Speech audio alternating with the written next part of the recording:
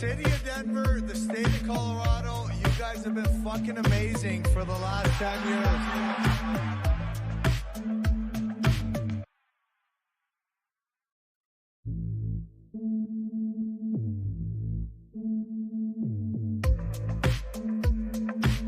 Let me start off with a Twitch feed this morning, and I got to get the whole name right. Mile High Hockey Lab.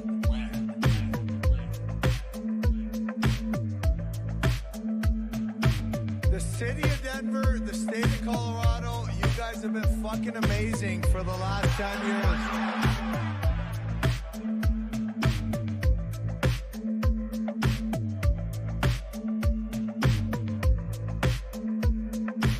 Let me start off with a Twitch feed this morning, and I got to get the whole name right. Mile High Hockey Lab.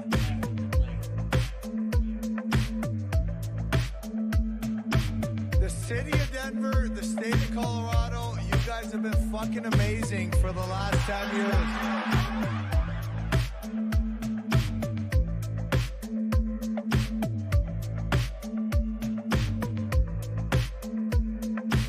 Let me start off with a Twitch feed this morning, and I got to get the whole name right. Mile High Hockey Lab.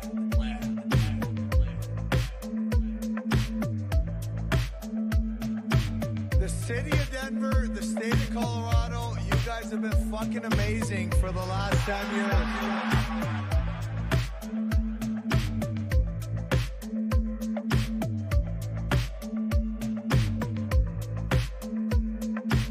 Let me start off with a Twitch feed this morning, and I got to get the whole name right. Mile High Hockey Lab.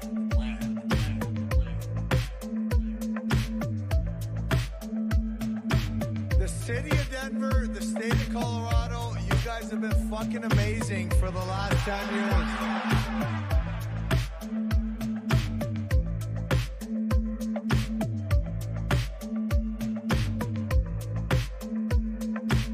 Let me start off with a Twitch feed this morning, and I got to get the whole name right.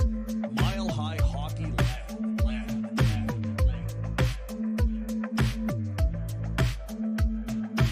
The city of Denver, the state of Colorado, you guys have been fucking amazing for the last 10 years.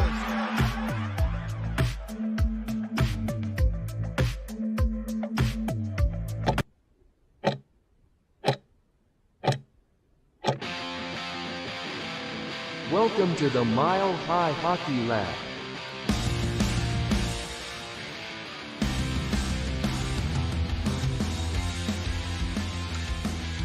Oh.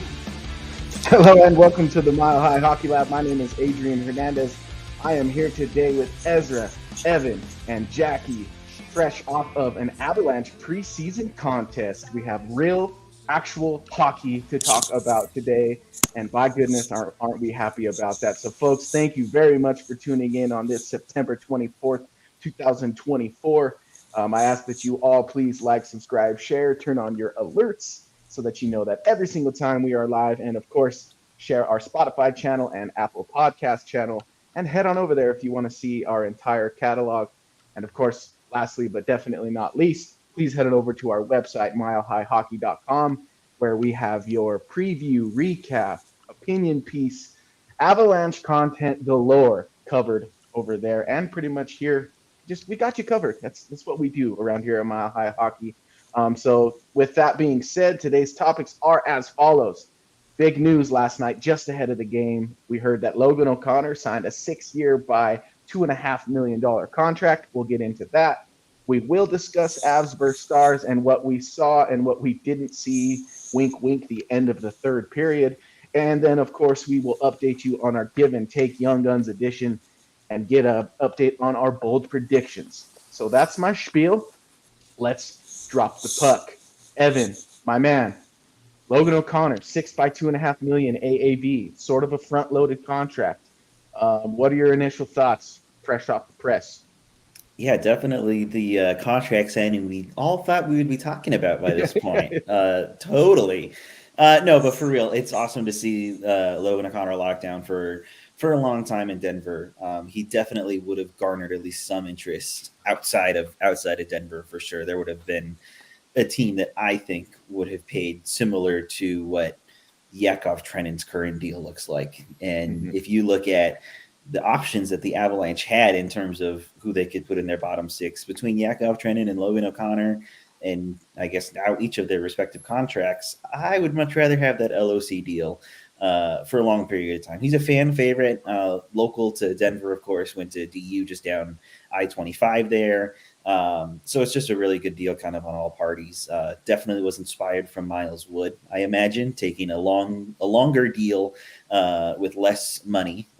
So I'll take it. It's good. I think the big questions now are looking forward towards obviously next season when you still have to deal, of course, with a Rantanen signing, but then you still have Jonathan Drouin that's going to need to be re-signed. I know we're jumping way ahead here to off-season 2025, but these are things you have to worry about as an organization. But nonetheless, we'll cross that bridge when we get there. Just happy for LOC to keep up what has been a great summer for him, quite frankly. Yeah, I'm with you, and I'm just like excited. He warms my heart. You see the photos of him as a very, very young man with his Halloween crown and I believe King cape, but he's also wearing a Colorado Avalanche jersey underneath. So it's like this is one of those stories that feels like it was written in the sky. We all kind of in our Slack chat immediately when we saw that 6 years, Jackie, I want to send this one your way. We saw that 6 years and we all kind of went, oh, well, that seems like a lot. But we saw the AAV and that kind of softened the blow. Does that hold true with you, or are you still kind of concerned about the term of the deal? Well, it seems like now we don't care about term. Maybe they should have thought about this when they let Kadri go. Because I know that's the argument. Like, this is the window. You don't care. Deal with it later. I just find it funny how that applies when we want it to apply. Yeah. And other times it's no way can you sign a guy for that long. I mean, 6 years is a long time. At least this isn't sight unseen like Miles Wood. At least we know who O'Connor is on this team. I will say it with the Trenning comparison. Trenning can play center, so that always gives the guy a bump up. O'Connor cannot. But we do know he's a big part of the team and the identity, etc. So I didn't think they'd let him walk. I guess I'm a little surprised they wanted to get it done early. Like, this could have been something they could have gotten done in June or whatever. But I guess when you know. But certainly his agent said, we want the Miles Wood deal. Yeah. And it didn't sound like there was much pushback, because how do you arrive at that? Like, that must have kind of been the ask. And it was kind of like, okay. He even got a little trade protection, which is understandable, but still, you're talking about a bottom six player that has trade protection. I mean, but of course we want him to stick around. So I'm good with it. But I just think it's funny that now we're starting to care less and less about, well, how is this going to age? And he's going to be in his mid-30s and he just had hip surgery. And he's a guy that relies on his physical gifts, his speed, his tenacity, things like that. How is that going to age? But we don't care about that anymore. So good deal. Yeah. Well, I will say that I agree with you. I think what happened was, for better or for worse, the Miles Wood deal may have set a little bit of a precedent in terms of negotiating with Chris McFarland. He definitely crossed the line. I think that now he can't go back and say like, oh well, that extended term is just not something that I'm willing to do, because we've seen him now. He's done it twice, and that brings me to my next question, which I'll send your way, Evan. Does that precedent affect the Mikko Rantanen contract that's coming up? How does it affect it? Obviously, it feels like Mikko's getting 8 years either way, but it just feels like McFarland's really willing to go above and beyond to make a deal happen for his players. I guess I can see how that would have an impact, I guess, because obviously when you compare the two players, I mean, there's just no comparison worlds apart. Then they're like fast, I guess. But but Rantanen's going to get a much bigger deal than of course Logan O'Connor would.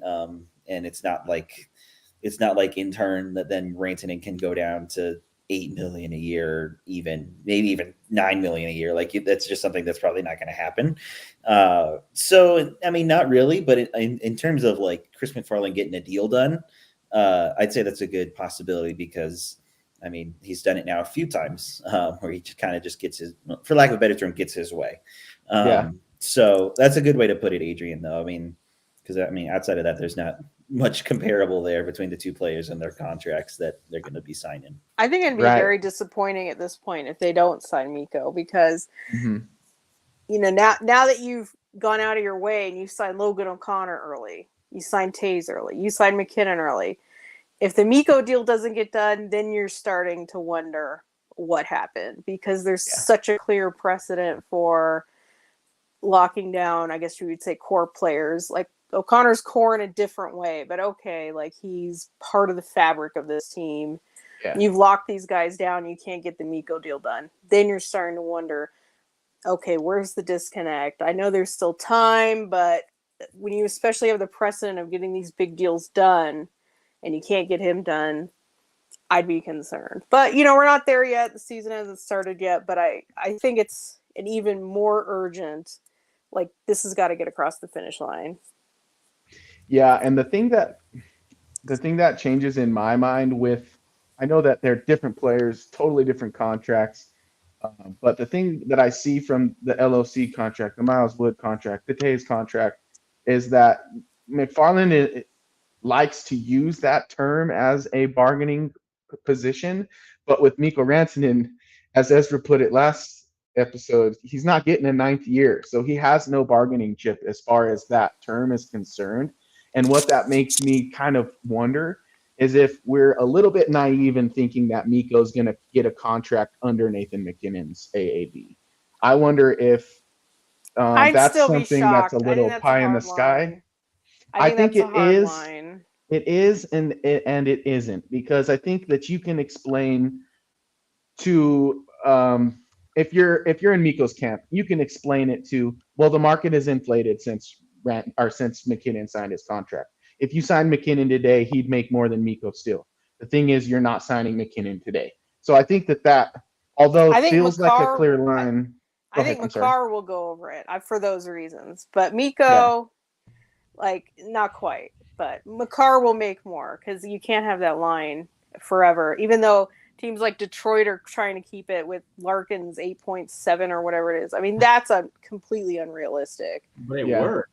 I don't know why it shouldn't have worked, but yeah, I have to agree. I think Rantanen's going to come under McKinnon, but probably just not by as much as we maybe thought, you know, because yeah, the cap is rising, the market is rising. He's going to make more, but not too much more.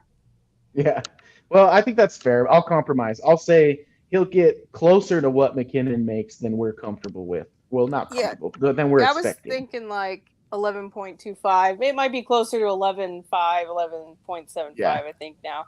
I do think it will be under 12. And there are other things they can bargain with. They can give him signing bonus. They can give him, he'll probably get a full no move clause, but signing bonus, pay him up front. You know, those are little things that you can give in to make it a little bit more attractive. But that's fair. But right, we've got the term as like a maximum. We've kind of got maybe 12 million as a maximum.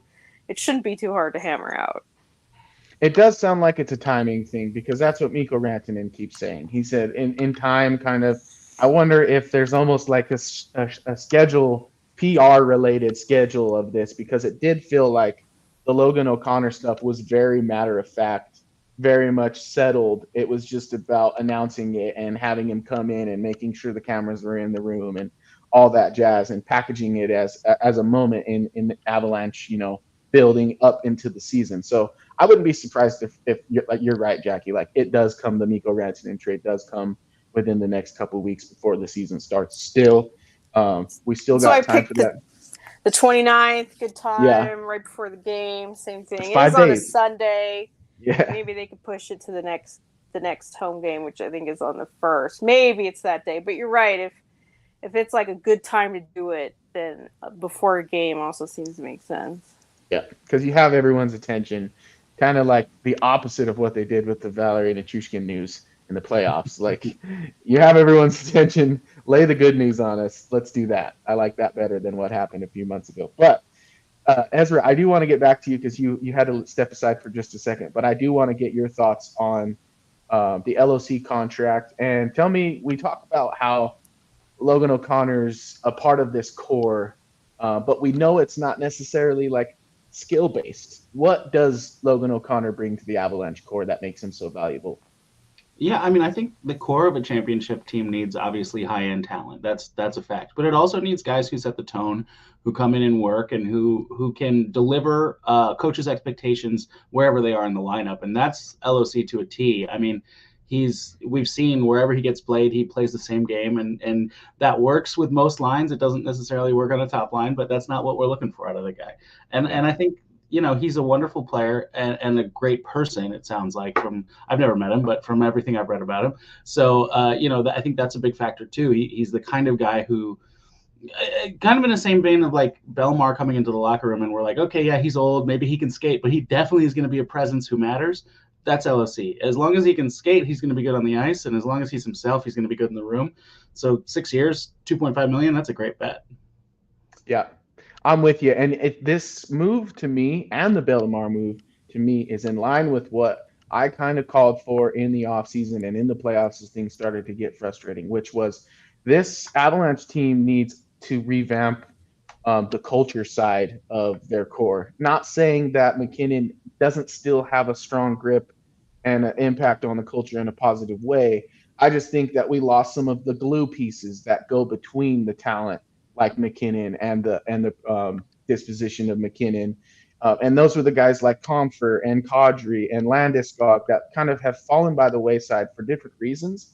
And I think keeping a guy like Logan O'Connor and bringing in a guy like Pierre-Edouard Bellemare kind of reinstates that buy-in culture where it doesn't matter what part of this lineup you're in, you need to buy in and commit to your role and get better in a way that fosters growth throughout the team. And I think that is something that I'm not necessarily excited about PEB maybe taking a roster spot, but I am excited about feeling like the Avalanche are addressing a potential void in terms of culture and commitment by promoting it and rewarding it. I think that's really important. You have young guys coming up in the system right now, and they can look at Logan O'Connor as an example of how you can be rewarded for buying in and committing and doing the right things as a professional. So I think that's really awesome. Evan, yeah, what you got for me? I was just going to add on to that. I mean, look at who was at the signing of the Logan O'Connor contract. Andrew Cogliano. Yep. He bought in, and he was, with the Avs for two years, right? 2 years, and bought in and won a Stanley Cup, right? Like that's the buy-in that you need. That's the person you're going to look up to. And now you kind of have it in two ways there. You have it now in the front office with Andrew Cogliano, and he looked like a proud dad during that. Yeah, he did. Yeah. I love that. And now you have Logan O'Connor doing the same thing on the ice. And so he's going to be Andrew Cogliano-esque, I think. And, it's just going to be a warrior, dig in, do what needs to be done for the team. And that's just something that's going to be great for players to look up to 100%. So I just wanted to touch on that too, because I want to ask where this Mayor of Denver thing came from. Is this a McGahey-ism? Like, I missed the boat on where this came from. I honestly don't know where the mayor part came from. I never heard it before yesterday, and then it was all over, and I'm like, I always just call him the king of Colorado or Denver because of that photo of him. Is it okay? But I don't know where the mayor part came from. I think it was maybe just meme based, and you're not a meme person, so it would make sense that you missed it. But I would have at least seen it, and I never did. Yeah. So I don't know. I'm not sure. But you know what? I'm just happy that a guy like Logan O'Connor gets rewarded and gets to have some security as a professional hockey player. Like, what a cool road for him playing at DU, now being a Colorado Avalanche, likely for life, depending on if he just, pulls a McKinnon and finds an extra 3 years at the end of this 6-year contract. But I don't know if that's going to happen. It does feel like this is kind of his last contract, which is awesome, because if a guy like Logan O'Connor retires a Colorado Avalanche, I think that bodes well for the culture of the Avalanche going forward. I mean, if he's really Cogliano, he's got another 7-year deal after this. Exactly. So yeah, Andrew played for a while, and a couple of hits that were just grueling to watch too. So maybe he stays away from that, like Yeah. Cogliano. Yeah. But folks, thank you so much for tuning in. We just talked about the Logan O'Connor contract. If you missed it, head on over to YouTube. You can rewind and catch the beginning of the show. And of course, head on over to milehighhockey.com. We have some stuff on that contract as well. I think, Evan, you wrote the write-up for that contract, so good job on that. Head on over there. You get some more fun facts. But I do want to move on to our next segment, which is going to recap the Avs and Stars' first preseason game. Folks, we do follow each game, whether it be preseason or regular season, on our X account. We do live tweets, so if you can't watch or listen, you can follow that out on X at Mile High Hockey. And of course, you can find us on YouTube and Twitch with this broadcast as well. But Evan, I'll get with you first. Who stood out to you in preseason game number 1 and why?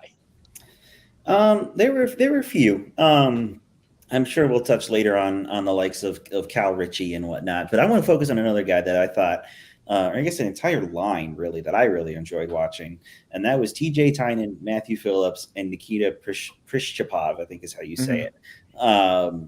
That line, I don't know what sort of chemistry they had going, but they had some chemistry going, and Prishchapov in particular, he's been an interesting watch because he was at development camp in July, and I got to see him there, and I don't know, there's some quietly good undertones with that player. 7th round pick from this year's draft. I mean, very, very new, still the organization, very young, very, obviously a long ways away before breaking into the roster spot, but he was quietly good at training camp. He was quietly good at development camp, quietly good at rookie tournament, and same goes for training camp in this game. He got an assist, and that assist in particular is something that Jared Bednar is going to love because he won a puck battle along the boards, forced a turnover, quickly got it to Tynan, who then got it to Phillips to put it in, all within the span of like 2 seconds, and that's something that Jared Bednar loves with his players in his game, right? So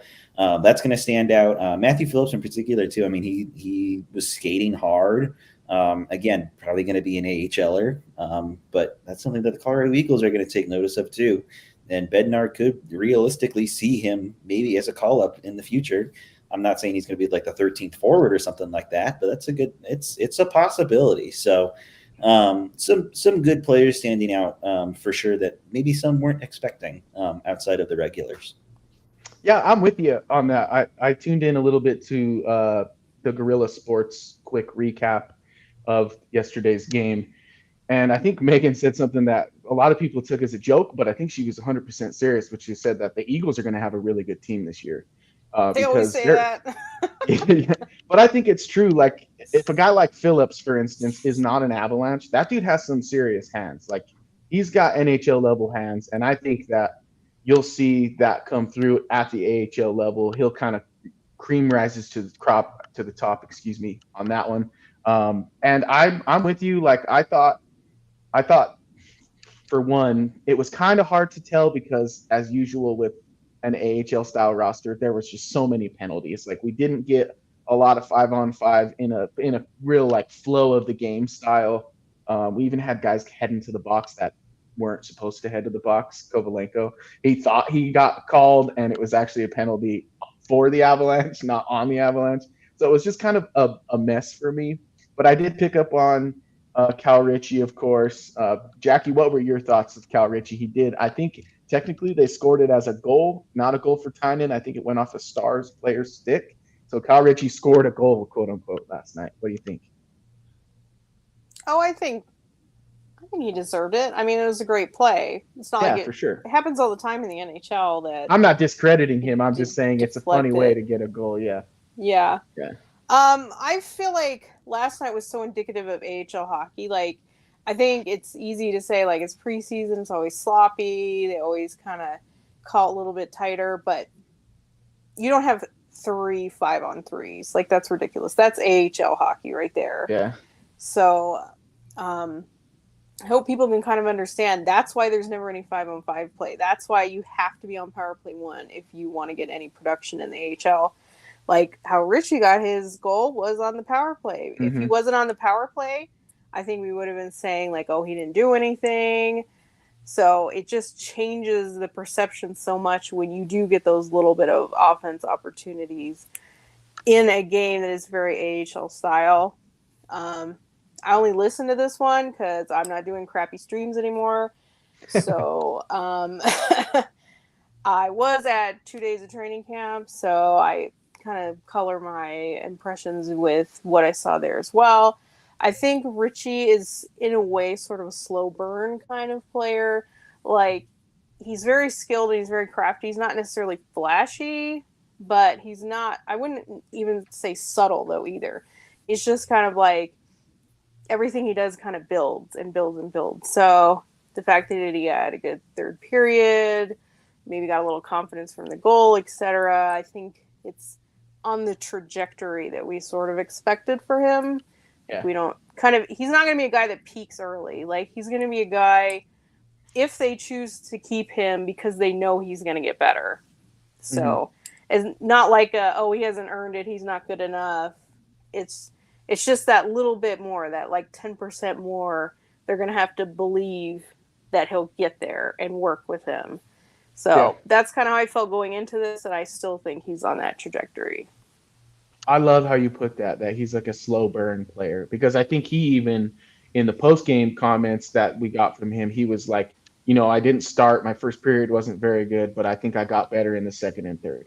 And I think that you're totally right about looking at his development that way too, which is like, we can still get him the 9-game tryout, and it can still be a slow burn, but the thing to figure out right now is if he does have that 10% that you spoke of right now, or even enough of that 10% that you're comfortable with giving him more than the 9 games. I think that's kind of the matter at hand. And I think so far we've, like you said, he's stayed on the trajectory, which is a great word for our next segments as we see his lines and his dot move a little bit. But Ezra, I do want to get your touch on things. First of all, Bednar said that Cal Ritchie showed a lot of poise on the power play. Speak to that, and speak to the abundance of penalties and how that might tarnish the 5-on-5. And were you surprised that there weren't so many regular guys? Give you 3 questions in one. How about that? Sure. Well, I wasn't able to watch it, so I can't speak too much to the poise directly from that game, but just from Richie's game in general and from seeing the highlights of last night, I think what he's speaking to is how calm he is with the puck and how much presence of mind he has when he has control. He's not rattled by anybody coming at him. He's not making rushed choices or anything like that. He's taking his time. He's picking his spots.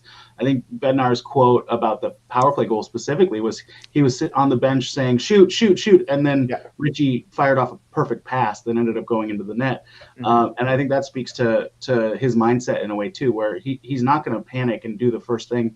Even if coach is thinking shoot, it's not necessarily the right instinct for him. His instinct is to try to find the special play, and that's a great instinct if it works. For guys who it doesn't work for, they have to learn to not do that, and we saw some guys like that too. But it's not last night, I didn't watch, but in general, Olausen comes to mind on that front for me. But but yeah, as far as the penalties go, I mean, man, it's hard to get into a flow of any kind of game when you're mostly playing special teams, but it is interesting to look at the special teams breakdown from last night. Again, didn't watch the game, so I can't speak to how things went directly, but I was just surprised to see so much shorthanded time on ice for Erik Brandstrom. Not a guy you think of as a penalty killer, but it's interesting to see that they were giving him a shot. Probably because there were many penalties, right? But at the same time, I think he was third most on the team, so it's not just by chance. That's they're looking at to see what he can do on the PK. I was surprised Kovalenko didn't get any. That's isn't that something you should kind of be looking at? Like, if he's going to stick around, don't you want a guy, especially with his skill set, on the penalty kill? So that surprised me a little. Yeah, Rudo says, go ahead. Sorry, Rudo says Brandstrom is love. Brandstrom is life. That's phenomenal, Rudo. I got lots to say about Brandstrom later in our stock up, stock down. I know he's not on the list, but him and Chillington, I have some things to get into, which I think bode well for some of the other defenders that we do have on our list. So I'll just give you a little teaser there. But that is surprising. I didn't really notice that he was on the PK so frequently. That does, I don't know, either that means they're trying to see how good he is on the PK, or that they trusted him and they were sick of watching people running around like crazy. Well, I feel like he profiles as like if he's going to succeed in the NHL, it's probably as a Gerard type of player who is so effective defensively despite his size. And they must be saying, "Hey, let's see if he's got it," And I did see a highlight of him getting burned for a 5-on-3 goal, but that's 5-on-3, so I'm not going to hold that against him. The fact that he's getting the opportunity is interesting. Yeah, I like it. Well, I guess let's just get right into our stock up, stock down, because I think it's going to take us a while to hash everything out. I did have you all cast your votes. This time I made ourselves this ticker, but I also just made a rankings sheet. So I'm going to share the screen with you. And folks, if you don't know how this works, every week we're giving a point, we're taking away a point, or we're not giving any points at all. There is also the option of taking away 2 and giving 2 points for really good and really bad performances. But basically, these points are given to each player. We've called this the Young Guns edition of our prospects.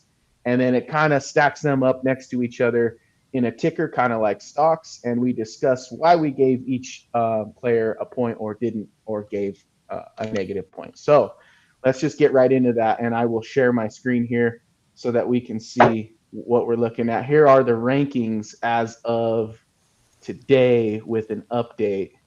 As you can see, Richie remains at the top with 8 points after 5 last week. Kovalenko has jumped from 6th to 2nd with 2 points. We got Olausen at 3rd at -1 point. Malinsky at -1 point at 4th. Barron still no points at all at 5th. And Jean-Luc Foudy has dropped significantly from 4th to 6th, and in terms of points at -3 points. So, Evan, first off, let's look at what it was that you gave Mr. Jean-Luc Foudy, and let's talk about why he is falling. It looks like Jackie, Evan, and myself gave him a -1. So, and I probably gave him a 0 because I didn't see the game last night, it seems like. Yeah. Well, that's fair. So, Evan, tell me why Jean-Luc Foudy is going down. I think Ezra's right, because he didn't give him a -1 because he didn't watch the game. Yeah. That's not me saying that Foudy was outrageously bad last night. It's just that on a line with Oscar Olausen and Cal Ritchie, he was kind of invisible.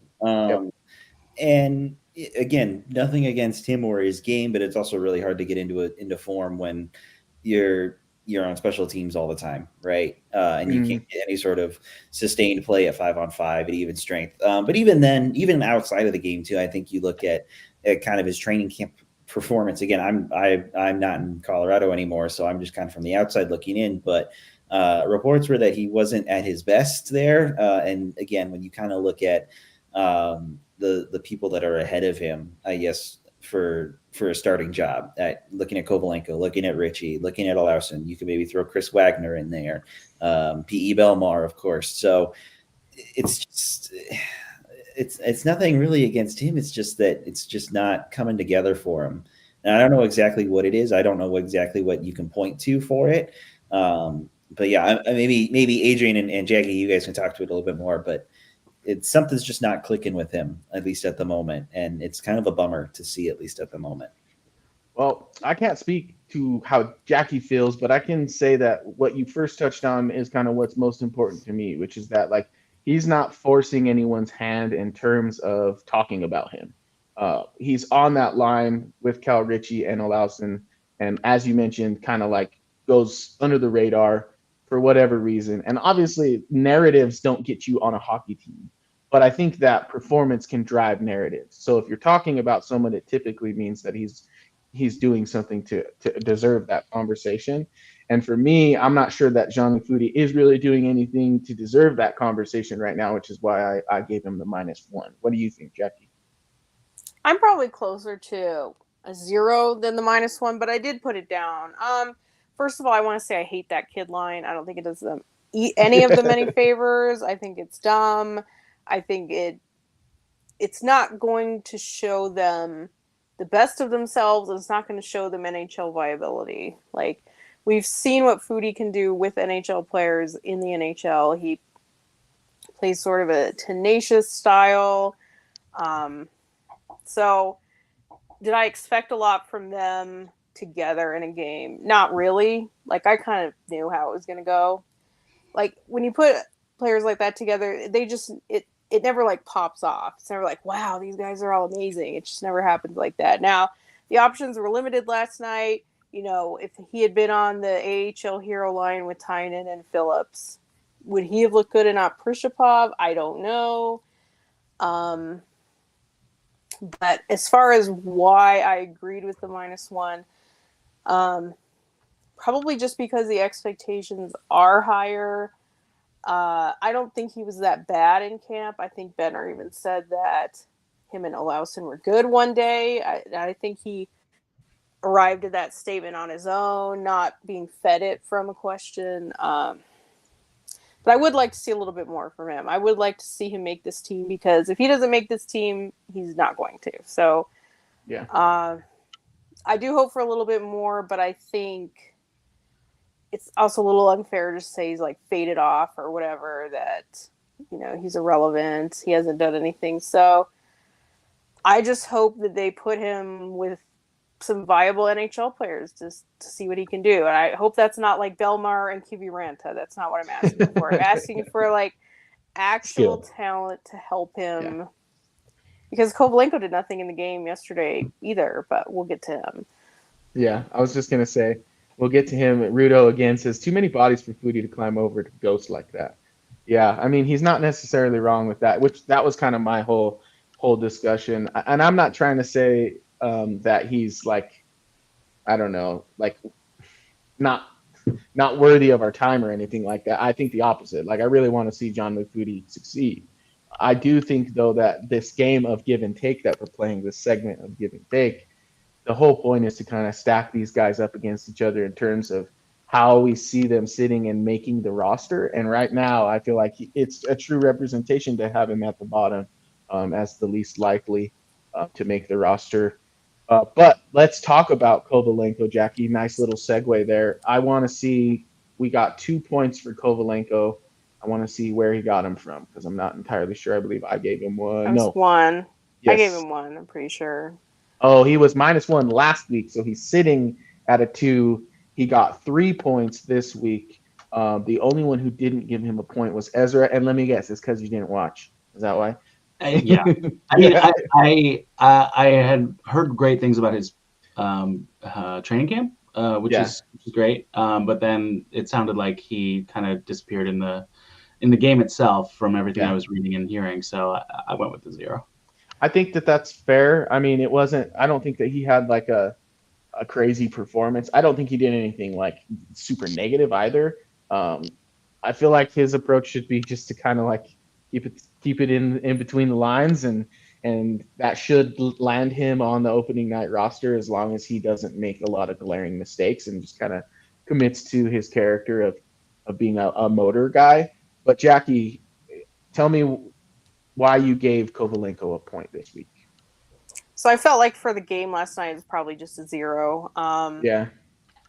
I forget who he was with, like Poland, like nothing's ever going to happen on that line. Wasn't he also kind of more in the bottom 6? I don't get it. Like, I don't really understand. They didn't have him on the penalty kill at all. I just don't really understand like how you were going to see what you want to see from him, but it's the first game. I won't get into like, you know, the full usage rant until we see where this all goes. But he was so good in camp, though. I mean, it wasn't just like Twitter narrative. It was like he stood out, especially the second day that I saw him. I mean, he was the best player in his group. And they did battle drills that day. And, of course, he shines in that kind of stuff. But you also saw the skill. I mean, he had like this crazy backhand goal in one of those battle drills. And it was like, yeah, this is the stuff that you can see working in the NHL. I can tell what the drawback is. He's a little risk taker with the puck. He's going to probably have a few conversations with Bednar about managing the puck. But that's kind of what you get with him. Like, he's a show. So, if you You're gonna have to buy into a little bit of crazy if you want the full Kobe. And I've said that for years too. Like he's on the edge. He's on the edge physically. He might be on the edge a little too risky, but sometimes you gotta live with that. So I think for what he did through camp, you have to give that a plus because Bednar said he was outstanding. He said that's what you're looking for. I mean, he pretty much said like, you do this in a game, you're going to be on the team. So hopefully he gets set up a little bit better for success in a game, and he does that, and he's probably on the team. Yeah, I like the saying "Covey crazy." That needs to go on a shirt. You got to be ready for it. I know that too. I kind of want to push back a little bit on Kovalenko because I gave him a point, right? And people have been saying that his game wasn't great. I thought his game was pretty good. And I'll say this: what we saw is what we expected, right? Winning puck battles along the boards, good skating. That's what you expect out of Kovalenko, right? But I also looked more importantly at the penalty that he drew because it led to Cal Ritchie's goal.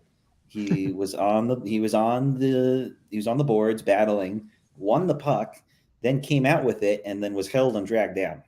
Like that's something that a big body can do to you. And get a good when you have somebody that's good at skating and can do that and draw you a penalty. I wouldn't mind getting Nathan McKinnon and Mikko Rantanen and all them out there for a power play if Kovalenko does that. It's not like we're expecting him to go out and go score 2 goals a night, right? Especially in the situation that he's in. So that's why I kind of want to push back on like he didn't do anything. He at least did some things that I found enjoyable and obviously were influential. True. That is very on brand Kobe stuff. Like I said, I didn't see it. You didn't see much in the box score. So this is a good point to say, like, maybe you don't see things in the box score, but things on the ice in reality really do matter. Yeah. Well, Anthony says, I went to organized practice before camp and Kobe was selling out all over the ice, showing to be way more physical than most forwards of his size, which makes sense. I mean, they call him Baby Tank or Little Tank. Yeah. It's kind of his nickname. It can be a little injury risk, but that's just what he is. I mean, he's just all out, full out all the time. So that's why I said like staying between the lines. I know that like, let's just say that his highway is wider than most, but there are lines that he needs to stay inside of. Right. And I think that will bode well for him. Like you mentioned, those risky, plays with the puck. I think he can kind of tone those down and keep going at the level with everything else, and he's probably a shoo-in to make the team. And I love the fact that our ticker represents what we talked about last week, which was having Kovalenko at 6th last week really wasn't a clear representation of how things probably will settle. And what do you know? He's jumped all the way to 2nd place after 1 week of camp and 1 preseason game. So I think we're starting to find some balance here in our give and take segment. But Ezra, I want to get your take on Sean Behrens. Sean Behrens now goes another week with 0 points, kind of just hanging out there at 5th. What are your thoughts on him so far? Yeah, I just think, as well as his training camp seemed to go, and obviously he's stood out at the rookie faceoff to me, which was games I did get to watch. There just isn't really a realistic shot at the roster for him, so it's hard to give him points. I gave him points the first time around because like I said, he stood out to me at that rookie faceoff, and it sounded like his camp was going well. I wasn't able to see that at all, but having not watched the game last night and just going off the box score, it looked like he didn't get that many minutes, and that makes sense because he's just not high enough in the pecking order. He doesn't really have a realistic shot at the roster, and that's okay. He can be a good AHL player and earn a rise up the lineup there, and then hopefully be a call up. That should be his goal for this year, and he said that it is. To make sure that he's a quality call up if he gets the opportunity. And bottom line, it's just not a realistic shot at the roster, so I don't feel like we need to give him points. Yeah, I think I gave him a point, as I showed a couple seconds ago. I gave him a point, and I think Jackie, you took a point. My giving him a point was the same reason why I gave Malinsky a point, and this is kind of what I teased earlier in the show, which is that I was really not impressed with Brandstrom, and I was really not impressed with Shillington, at least in terms of why they were brought in here, which is to be ready-made NHL guys, and I don't think particularly Shillington really did that. Like, I don't think those guys really set themselves apart from Barons and Malinsky. That's not to say that Barons and Malinsky were really good. It's just to say that, you know, that gap that was supposed to be there based on their levels of development and honestly the terms of their contract, to me that gap wasn't there. So I gave both Barons and Malinsky a point because to me, if that's the case, and it settles that way in the eyes of the coaching staff, there's an opportunity for Malinsky or Barons to make that spot. So that's kind of my thinking in terms of giving him a point. Jackie, what was your thinking in terms of taking a point away from Barons? I agree that he's been like good, fine. You know, I don't really have a big problem with his game or anything like that. I think he's shown that he's a valuable prospect. But for me, I think what really stung and why I gave that -1 is he wasn't in the scrimmage. And to me, to not play in that scrimmage on Saturday just basically solidified like you're not thought of as in this battle whatsoever. So the fact that he's below McDonald and Rosen, like they just didn't even want to see him in this scrimmage, I just think wasn't good. So yeah. It's kind of the same thing. Like he's been good, he's fine, he's a good prospect, but it's just like at that point, you know, they kind of already made up their mind about him. So I just think that was definitely a mark on his case for this anyway, not his career. I'm not saying he's not ever going to play because he didn't play in the scrimmage, but if we're taking these sort of week-to-week evaluations, I think that was a big oh no for him at this time. I did not realize he didn't play in that scrimmage. That's, yeah. In that case, I might have honestly also given him a -1 as well at that point. I wasn't aware of that, but I mean, he's fine. I kind of give him the benefit of the doubt because last night's game was just all over the place, ridiculously crazy in terms of penalty minutes. But I mean, he also didn't get much special. I don't think he played any power play time, or at least very little power play time, and of course, vice versa on the PKs we already touched on. So, man, that sucks. He got a chunk of PK time, but yeah, no power play. Yeah, that's tough. I'll give him a slight credit because I do think that of the defenders, I think that he was more in tune with the like being willing to activate, which is on brand for him. I think like we've seen that from him at the college level and throughout his career, kind of that he's not afraid to activate offensively. So I'll give him that credit because as we know, if you can do that and, you know, cover yourself on the back end, that usually suits Bednar's system. But yeah, I didn't really think about the fact that he wasn't in that scrimmage either. And I don't know if I would have given him a point based on that. We do got Brandon vote, which what's up, Brandon? Thanks for tuning in. We got about 450 live viewers right now. So folks, thank you so much for tuning in. Brandon says, if you don't say much about a D-man, he's doing all right. I think that's true in the regular season. I don't know how true that is when you're trying to make a team. But I hear your point. Maybe like the no news is good news kind of thing. I could see that. But let's talk a little bit about Sam Malinsky, who has dropped a spot in our rankings, went from 0 points to -1 point. And sorry, Sam, but you're falling, my friend. Let's look into why and who voted which way and why it settled the way it did. So you guys heard my spiel about why I gave both Barons and Malinsky a point, but Ed and Jackie, you both took a point from him. Evan, what was your reasoning? Again, I think it's just because we haven't heard much from him, right? And that there could be others above him in the pecking order. I mean, you look at Calvin DeHaan and Eric Brandstrom getting PK time, you know, last night even. Again, not really a knock against them. It's just a matter of pecking order, really. Now, of course, he didn't play last night, of course, so there's that. I would presume / hope that he gets to play Friday in Dallas. And avenge that 3-2 loss in the last second. So I don't know. We'll see. I guess kind of what he has to offer. I don't think the Avs even practiced today either. So no. It's not like we got to see him there either, and what that looked like. I guess informally now that training camp is done. So yeah, again, not really a knock against him. It's just more so that guys are going up and some guys are falling down. And I think he was just kind of one, in my opinion, that kind of just has to fall down because others are going up. That makes sense. Jackie, do you agree with that? Yeah, I think it's similar to I think it was what Kovalenko got the minus last week for just not that he did anything bad, just didn't do anything really.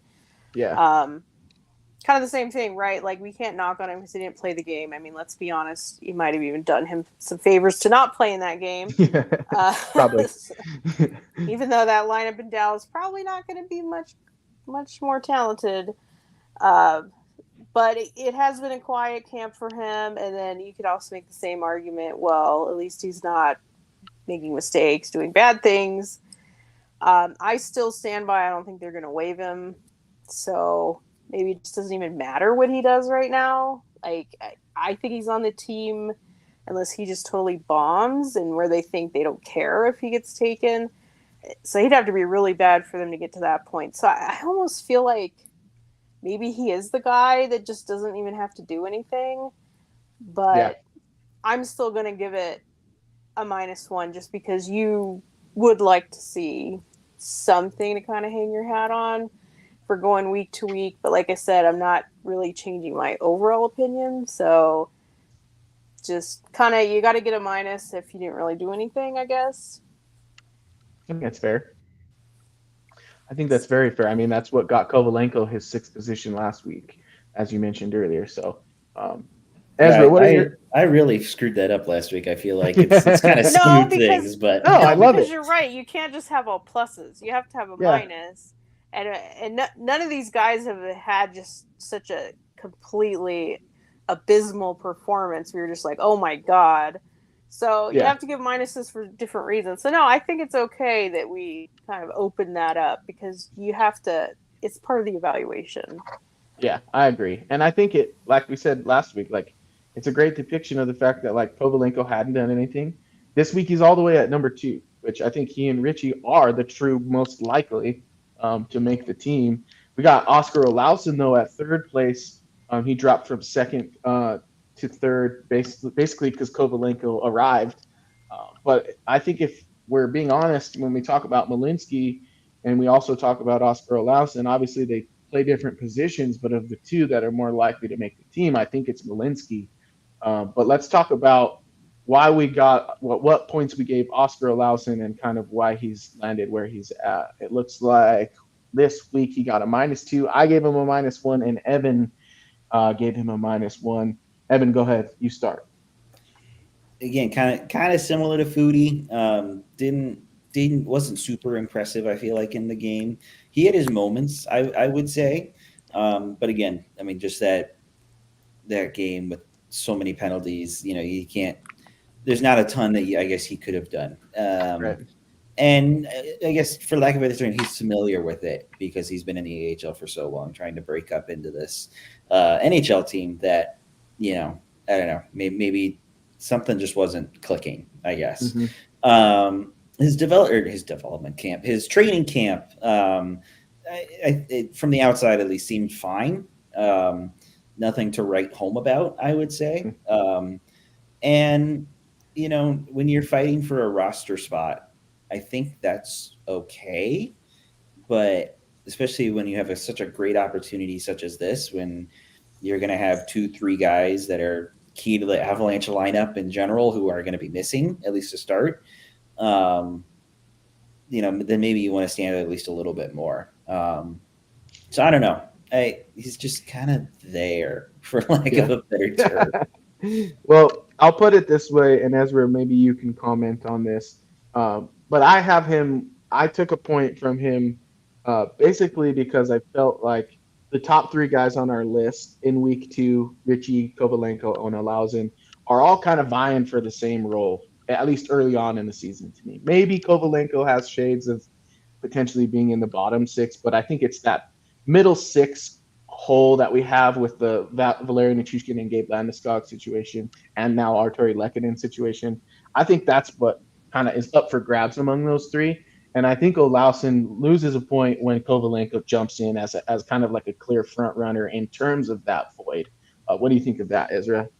Yeah, I think that's right. I mean, I think, yeah, I was my general take on Olausen is until he looks like he's working his butt off to win a job, I'm not really going to consider him seriously. And he hasn't looked that way. I mean, I think like I said, I didn't get to see the game last night, but from everything I heard and read, it sounds like it was another similar showing for him where he has flashes of talent, but he's not really engaged, and that's just not going to work. I almost gave him a minus for that, but then I was like, you know what? I didn't see it, so that's not fair, and give him a 0. But yeah, I just think, like you said, Malinsky is the more likely to make the roster than Olausen, even though we have him flipped in the order here.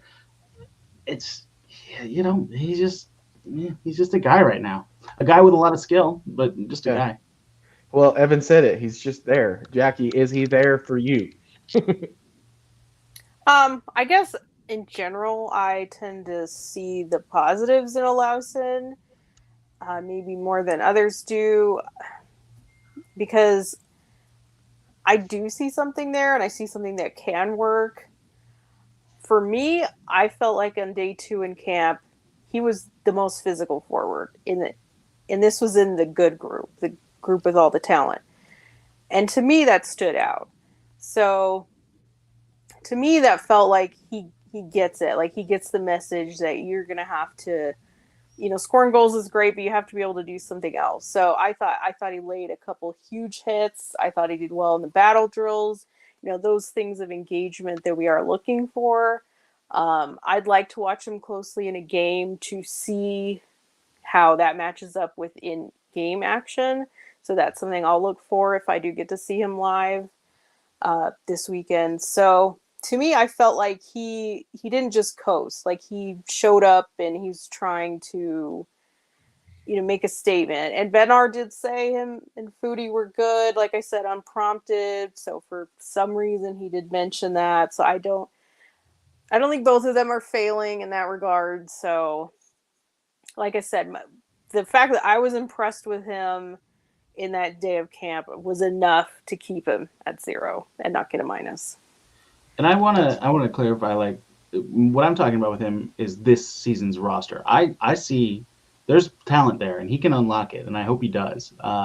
It just, in terms of this season's roster. Well, I mean, it's his 3rd year pro. If it doesn't, like, yeah, he has 2 more years on the ELC, but I mean, realistically, if you can't make this team, like, I think it kind of going back to something that we just touched on is like, I don't think they're all in a battle like it's all one race. I think Richie's in a race against himself and management for them to either commit to him or not. Like, I don't think he has to quote unquote beat somebody. He just has to cross whatever threshold, whatever bar they have set to make management say we want to commit to him. Because he's not, that you don't get there by quote unquote beating someone. Yeah. So I think that, like I already talked about Malinsky, I think they're not going to waive him, so he kind of has already won. Kovalenko, I mean, considering he's not going to sit in the AHL, like unless they just really don't believe in him, like he kind of has to make the roster too. Yeah. So then maybe there's one other battle you could maybe realistically say is between Foodie, Olausen, and maybe something terrible happening like Poland. Yeah. And then and that's kind of how the roster, like, to me, the true battles are shaking out. So I don't know if there's probably room for 2 of those things to happen, Kovalenko and Richie, or Foodie, Olausen / whoever is kind of how I see it. There probably isn't room for all 3. There might be room for 2 of those decisions to be made. Yeah, I agree with you. And that's why I added Barons to the list, because I feel that way about the D position as well. So I'm liking this list of young guns. And of course, at the very top, in line with our top 25 under 25, by the way. So if you haven't checked that out, head on over to the website. Cal Ritchie's still sitting at number 1 since that top 25 under 25. And 2 weeks into our give and take segment, He got 3 points this week. The only panel member who didn't give him a point was Ezra. What the heck? I'm not sure what happened. I'm just kidding. Tell me why you didn't give him a point. Well, I mean, part of it is not seeing the game. I won't lie, but also Sure. from what I was reading and hearing, it sounds like he had moments in the game, but wasn't necessarily dialed in all the time. And when I say dialed in, I don't mean like he wasn't working hard. I just mean like he wasn't playing at his peak at all moments, which nobody does. But just from what I was hearing, it sounded like maybe he wasn't the best version of himself all the time, and that is something he's going to need to do to make the NHL roster. But yeah, really, I just didn't feel like it's fair of me to be grading people I didn't see. So that's fine. That's fine. Well, I go ahead, Evan. I was going to say, to be fair, it's a different level. I put that in quotations because it was like mostly AHL players. But, I mean, you're still playing in an 18,000 seat Ball Arena, just a week or two after you were playing at the Los Angeles Kings practice facility in a game, right? Mm-hmm. Against rookies who many of whom are unsigned, or playing with and against, those types of players. And that's just going to be a different caliber, So as was kind of mentioned earlier, he's a slow burn. While he was dominant, kind of in those areas, beforehand, he's a slow burn. I say give him his time. If things aren't, for lack of a better term, improving, I guess, by like game 3 of preseason, like after the end of game 3, then you can maybe say, does he need another year in junior? Which I don't think will be the case, but you never know. Well, I think that's a good assessment. Like, I love what you have to say about going from rookie face-off competition, which I know, Jackie, you mentioned, kind of corrected me last week, that it is kind of an AHL style. But Evan, you're right. Like, the contracts aren't quite there in the rookie face-off like they are in the preseason, obviously. So it is good to see him kind of stay on that trajectory as he moves up in terms of competition, getting a goal, getting shots on net, creating, having poise with the puck on the power play. I think hearing a lot of what Bednar had to say about him is the reason why I gave him a point. I'll probably lean on that quite heavily for the next 2 weeks as well, hearing what Bednar has to say about these guys. But let's move into our final segment. Thank you guys so much for contributing to this give and take segment. Folks, if you don't agree with what we have to say in terms of this segment, let us know on Twitter and X. Give us a comment on our YouTube, and we'll call you out and tell you why you're probably right and why we're probably wrong, because that's usually how things go. But no, let's do our bold predictions. It's my favorite segment of the day. Basically, we have some to settle, but we make our bold predictions. Hopefully they settle before next Tuesday when we do our next episode. And I hand out dings and wrong buzzers to the members of the panel here. So let's look at last week's and beyond bold prediction. Rudo, if you're still watching, we still have you down for Cal Ritchie getting NHL games this year. Ezra, I still got you down for all 8 of the defenders being on the roster to start the season, and for Cal Ritchie to get at least 4 preseason games in. You also said Mikko will sign on September 30th at 11.5. And I believe your last prediction, to see if it settles this week. Oh, but you know what? Before I get there, let's run the music. But I'm going to keep going through the ticker. Jackie, you said we're adding a goaltender before waivers. You said Mikko will sign on September 29th. And you said Cal Ritchie will play under 4 preseason games. And then I'm going to save that one. I had Malinsky making the opening night roster, and Evan, you had Mikko will get paid less if he does not re-sign before the season. Then, I think you meant then McKinnon. But let's run that, that track that gets us all excited to make this week's edition a bold prediction. It's a bold strategy, Cotton. Let's see if it pays off for him. I call that bold talk.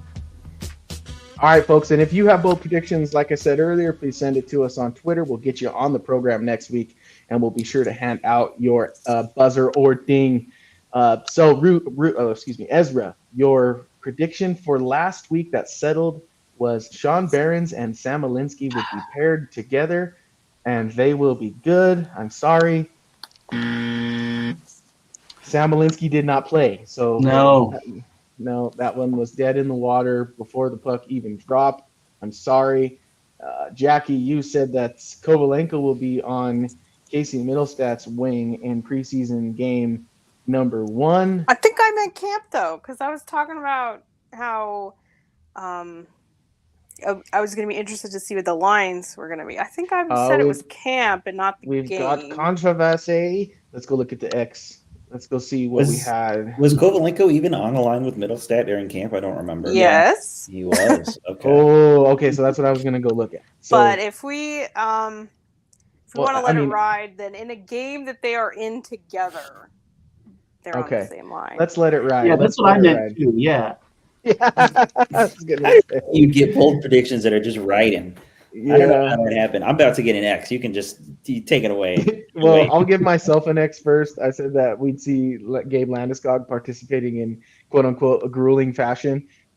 None of that yet. So that definitely didn't happen. And Evan, you said Gabe Landeskog will participate in training camp in at least one of the team drills. So we are 2 buzzes cut from the same cloth. I think we were both doing bold hopes last week, maybe not bold predictions, and that's fine. That's also acceptable. But I want to get you guys. Go ahead. I just want to say I'm surprised that he wasn't even out there like on his own, like Lehkonen was. I don't know. Back into your cave, Landeskog. Because it's not close. Yeah. Ouch. Well, Evan, what's your bold prediction this week? Let's hear it. Don't worry, this one I'll make resolve before our next show, because we've got two more preseason games coming up, and at least as of recording this, the newly formed Utah Hockey Club, despite scoring on their own net in the very first ever game, are undefeated in preseason so far. Look at them go. And the Avs will play them on Sunday, I believe, this upcoming Sunday. And I think the Avs are gonna not only beat them, but they're also gonna beat the Stars on Friday night. And they're gonna upset some Utah fans who think that Yeti, as the alleged name, is a good one.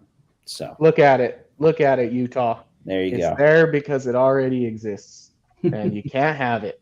You can't have it. It's not yours. Bring back Howler.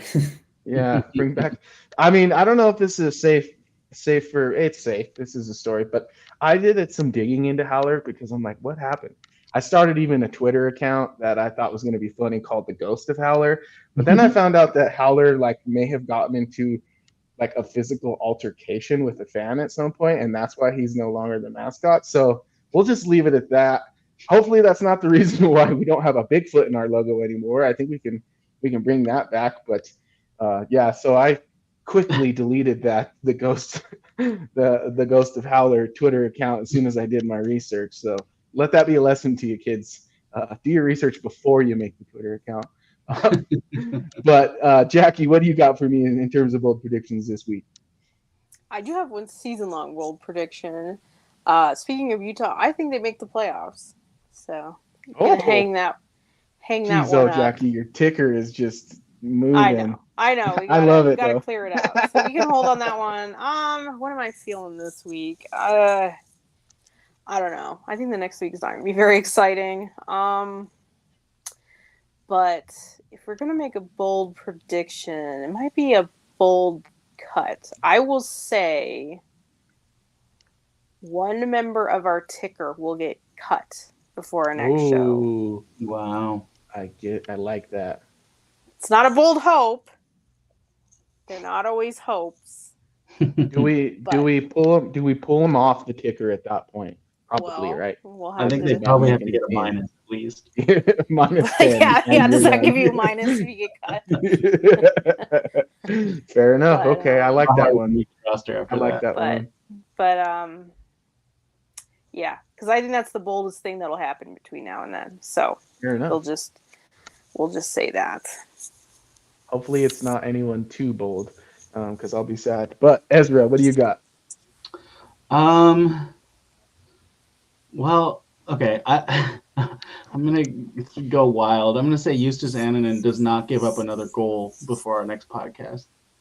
Yeah, could be possible. He might not play. No, I know he may not play, but it still counts if I'm right. I love it. I feel like that's fair because we let Jackie ride and we gave you an X today. So we're going to let this Annunen one ride.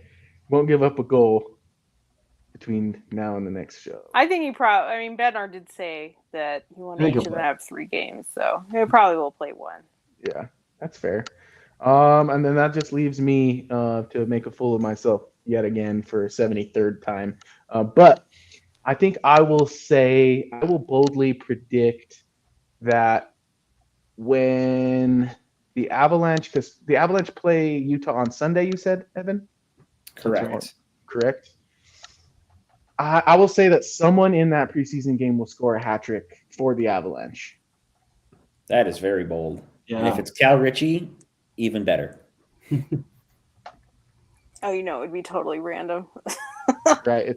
I was gonna say we talked about Riley Tufte last week. It could just be another one of those. Good point. Yeah. It's gonna be All right. Yes, Yeah. Steinberg has a hat trick. Right. Well, folks, thank you so much. That kind of does it for us today. We got 609 live viewers as the dust settles on this broadcast. So, folks, thank you so very much. It means a ton to us. As we get winding up into the new Colorado Avalanche season, we hope more and more of you show up to the party and share with your friends. If you enjoy this broadcast, please head on over to our YouTube channel, our Spotify catalog, our Apple Music catalog, our Twitch profile as well. And of course, follow us on X at Mile High Hockey and at all caps MHH_lab. For the 3 of us, Ezra, Evan, and Jackie, my name is Adrian Hernandez. You folks have a wonderful evening and go Colorado Avalanche. Thank you for tuning into the Mile High Hockey Lab.